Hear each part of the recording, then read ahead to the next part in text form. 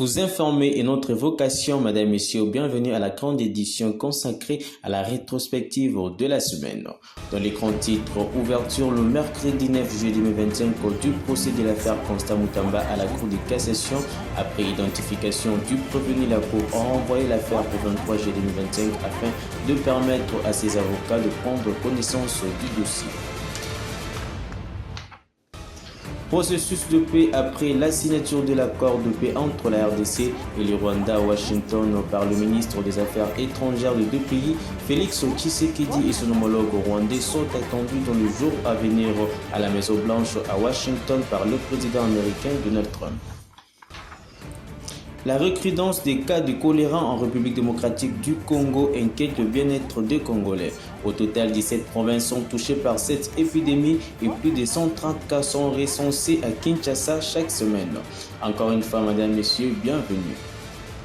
Situation sécuritaire à l'est du pays, les délégations du gouvernement congolais et celles du mouvement rebelle AFC M23 sont à Doha. Elles ont pour mission de poursuivre les négociations entamées depuis plusieurs mois. D'après certaines sources proches des négociateurs congolais, l'AFC M23 ne dévoile pas toutes ses revendications au grand public.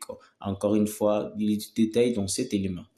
L'AFC M23, parmi ses revendications, veut avoir la gestion du Nord et Sud Kivu pendant 8 ans. La délégation congolaise a catégoriquement rejeté cette revendication, a fait savoir une source qui s'est confiée à nos antennes. Sous anonymat, signalons par ailleurs que ces discussions en cours à Doha entre le gouvernement congolais et les mouvements rebelles AFC M23 portent sur ce que les deux parties décrivent comme la nature profondément enracinée du conflit dans l'est de la République démocratique du Congo. À noter qu'en mai dernier, les autorités du Qatar avaient présenté un projet d'accord de paix aux délégations de la RDC et de la AFC M23. Il sert de signaler que Goma et Bukavu, deux villes situées dans la partie est de la République démocratique du Congo, sont sous contrôle de la rébellion AFC M23 depuis quelques mois déjà.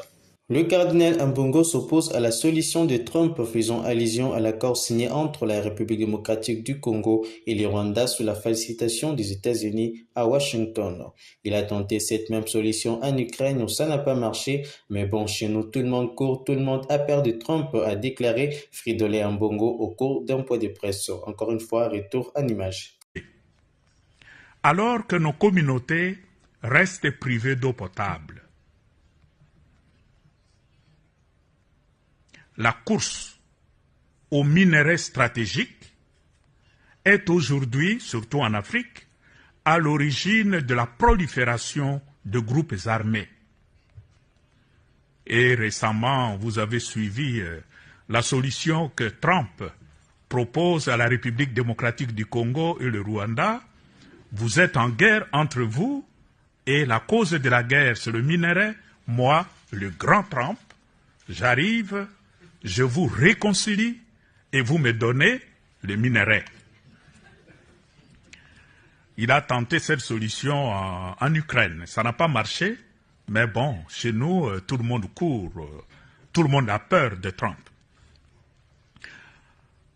Nous disons, avec ces documents,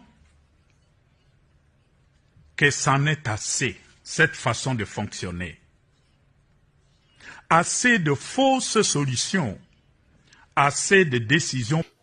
Processus de paix, le président de la République démocratique du Congo, Félix Tshisekedi, et son homologue rwandais, Paul Kagame, sont attendus dans les prochains jours à Washington où ils doivent être reçus par le président Donald Trump, selon les chefs d'État américains. Qu'il a annoncé mercredi 9 juillet, cette rencontre à la Maison-Blanche aura pour objectif de finaliser le processus de paix initié au profit de Kinshasa et Kigali après l'étape de la signature de l'accord de paix au niveau ministériel en présence de Marco Rubio, secrétaire d'État américain. Suivez.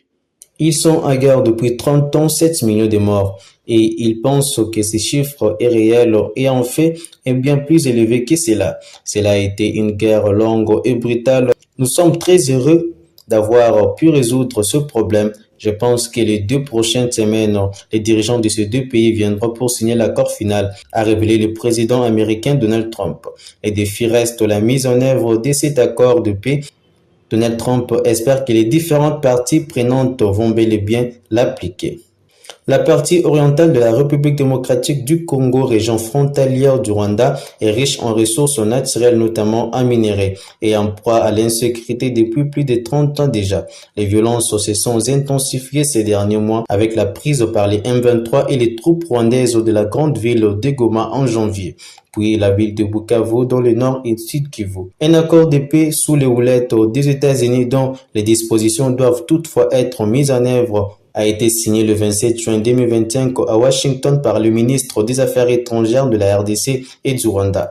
Parallèlement, une tentative de médiation entre Kinshasa et le M23 est en cours depuis plusieurs mois à l'initiative du Qatar.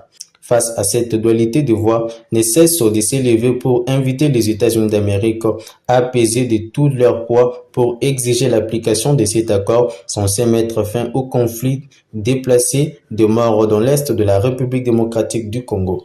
Le procès mettant en cause l'ex-ministre de la Justice Constant Mutamba s'est ouvert ce mercredi 9 juillet 2025 devant la Cour de cassation. Cette première audience a débuté à l'absence du prévenu. Les avocats qui l'ont assisté ont demandé une remise d'abord pour que l'affaire soit jugée avec la comparution personnelle de leur client et aussi pour leur permettre de prendre connaissance de pièces du dossier.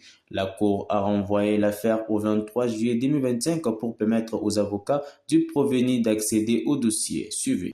Cette demande a été rejetée par la Cour qui estimait que la comparution personnelle d'un prévenu ne s'exige qu'au premier degré alors que l'ex-garde des Sceaux comparaîtrait en premier et dernier ressort. Au sujet de la prise de connaissance du sujet, la Cour a déclaré que cette demande ne pouvait être introduite.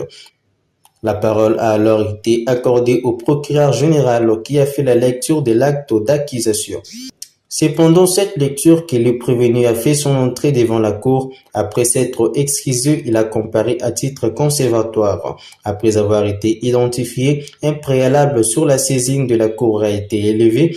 Les avocats du prévenu ont soutenu qu'au terme de la loi, la citation qui doit être signifiée à l'égard des bénéficiaires de privilèges de juridiction doit être faite à l'officier du ministère public.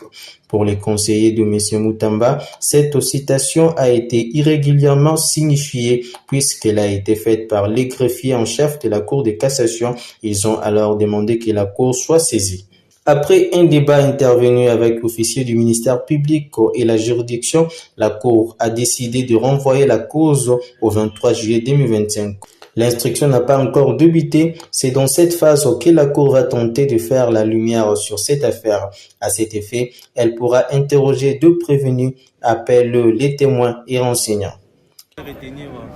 Aujourd'hui, c'est la première audience d'identification du prévenu et de la vérification si l'acte de saisie a été régulier. Et nous avons demandé à la Cour de nous communiquer les preuves du dossier, les éléments du dossier sur lesquels est fondée l'accusation. C'est pourquoi nous avons obtenu une remise jusqu'au 23. Le 23 de ce mois, nous serons ici. Vous savez très bien que dans un état de droit, le respect de la procédure fait partie des respects des droits de l'homme. La procédure est la sergement de la liberté. Et l'autorité judiciaire, elle est garante de respecter les droits et libertés des citoyens. Donc Mutamba est encore présumément innocent. Ces droits doivent être respectés par l'autorité judiciaire. On a identifié les clients et nous allons nous retrouver au 28 pour commencer l'instruction de cette affaire. Donc le client est serein et la procédure doit se poursuivre normalement. Merci, nous sommes contents que vous nous accompagniez toujours et nous sommes là, le travail est en train de se faire. Merci. Constant Mutamba est poursuivi pour détournement de 19 millions de dollars dans le cadre d'un projet de construction d'une prison à Kisangani dans la province de la Chopo.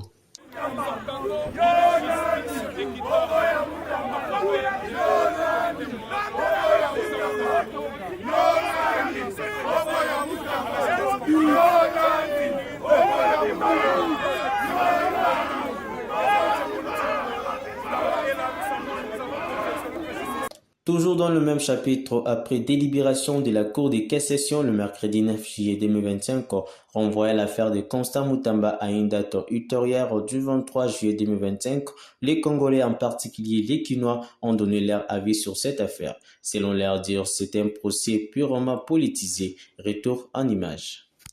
Moi, en tant que patriote, nazomona que non akati makambo wana nyaki la politique.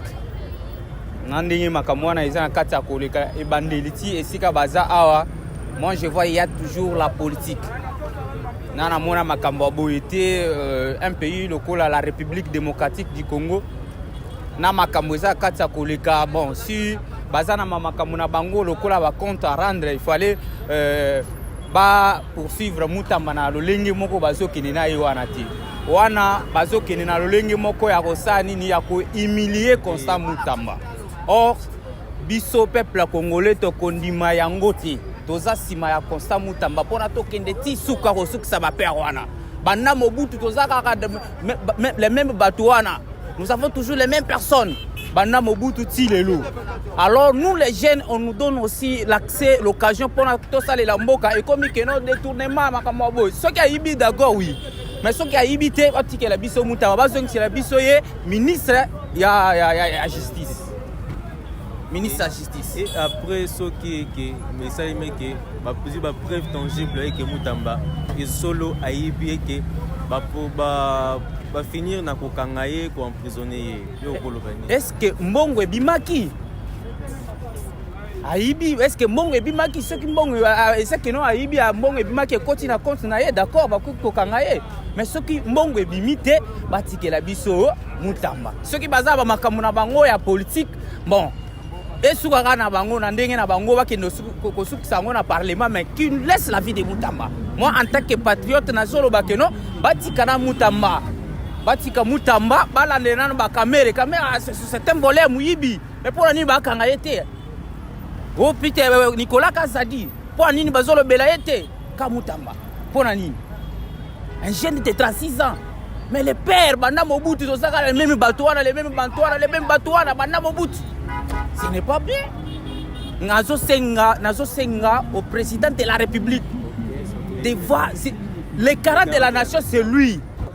Mais c'est Constant Mutamba zonga gouvernement gouvernement et association de malfaiteurs. Mutu oyo azali sérieux barolinga ete. Batu nyonso baza wana baza miyibi, batu nyonso baza wana baza ba détourneur. Donc ba réjouisseur bango moko déjà babimisa kango ke baza ba réjouisseur. Donc soki mutoye na sérieux mutoye na kimia barolinga te.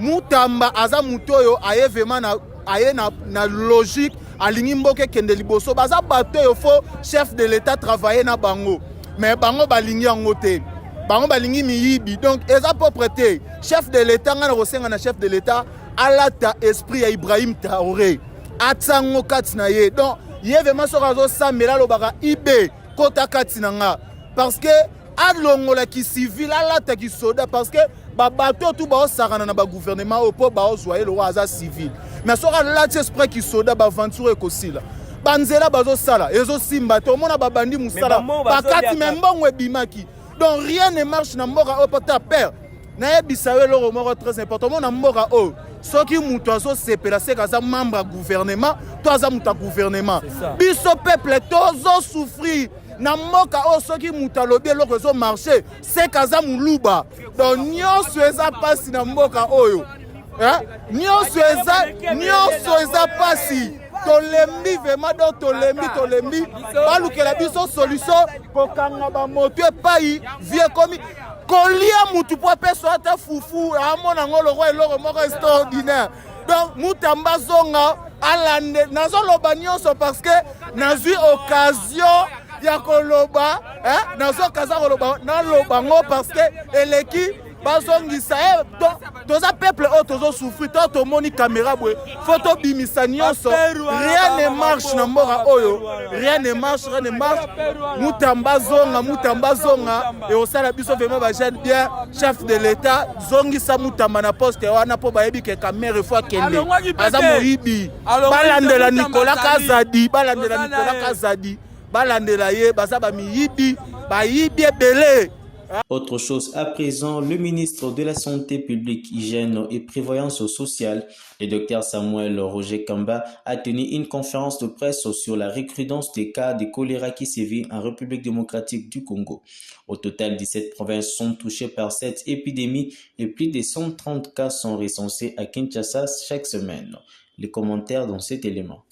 Lors d'un point de presse organisé ce jeudi 10 juillet 2025 dans la salle bleue de l'immeuble du gouvernement, le ministre de la Santé publique, Hygiène et Prévoyance sociale, Dr Roger Kamba, a réaffirmé la détermination du gouvernement congolais à éradiquer l'épidémie de choléra qui touche actuellement plusieurs provinces du pays.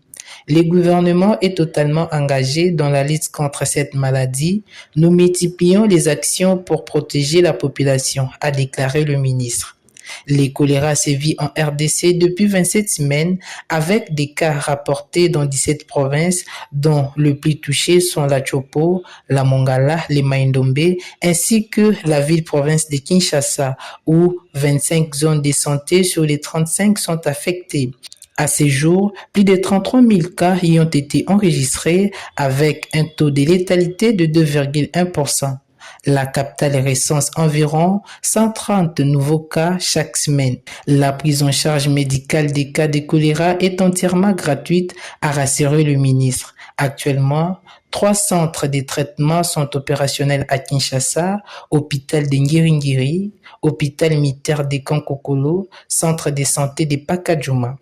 Le ministre a insisté sur l'importance de réagir rapidement aux premiers signes de la maladie, diarrhée soudaine et abondante, vomissements fréquents, soif intense, bouche sèche, fatigue extrême, yeux enfoncés et absence d'urine.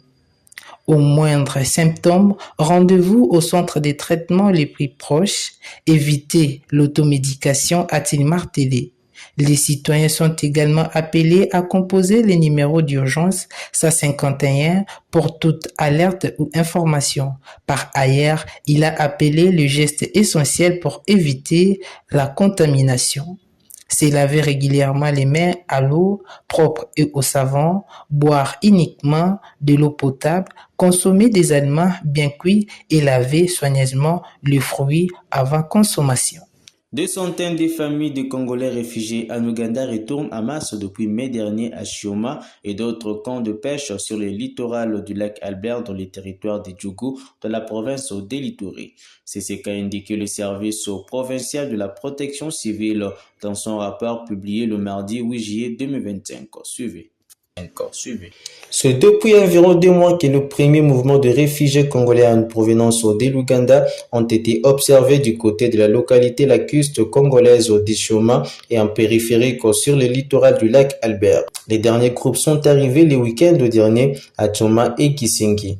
Ces mouvements de retour est motivé surtout par l'accalmie constatée dans la région grâce aux opérations conjointes des armées congolaises et ougandaises. Cela s'ajoute aussi à la vulnérabilité de ces réfugiés à cause du manque d'assistance alimentaire dans des camps de réfugiés en Ouganda, a déclaré le service provincial de la protection civile qui cite des témoins. La plupart avaient fui depuis quelques mois les actions des groupes armés dans leur village et d'autres localités situées au bord du lac Albert dans les territoires de Djougou. Les services de la protection civile a lancé un cri d'alarme au gouvernement et aux organisations humanitaires de venir en aide à ces vulnérables, mais aussi pour éviter que des jeunes à risque ne puissent être manipulés pour intégrer des groupes armés actifs dans le coin d'Elituri. C'était tout pour aujourd'hui. Place au rappel des titres. Ouverture ce mercredi 9 juillet 2025 du procès de l'affaire Constant Moutamba à la Cour de cassation. Après identification du prévenu, la Cour a renvoyé l'affaire au 23 juillet 2025 afin de permettre à 6 avocats de prendre connaissance du dossier. Après signature de l'accord de paix entre la RDC et le Rwanda à Washington par le ministre des Affaires étrangères des deux pays, Félix Tshisekedi et son homologue rwandais sont attendus dans le prochain jour à la Maison Blanche par le président Donald Trump. Et enfin, la récridence des cas de choléra en République démocratique du Congo inquiète le bien-être des Congolais. Au total, 17 provinces sont touchées par cette épidémie et plus de 130 cas sont recensés à Kinshasa chaque semaine. Encore une fois de plus, madame, messieurs, merci de nous avoir suivis. Bonne continuité des programmes sur Aigle Magazine, votre magazine de proximité. Merci.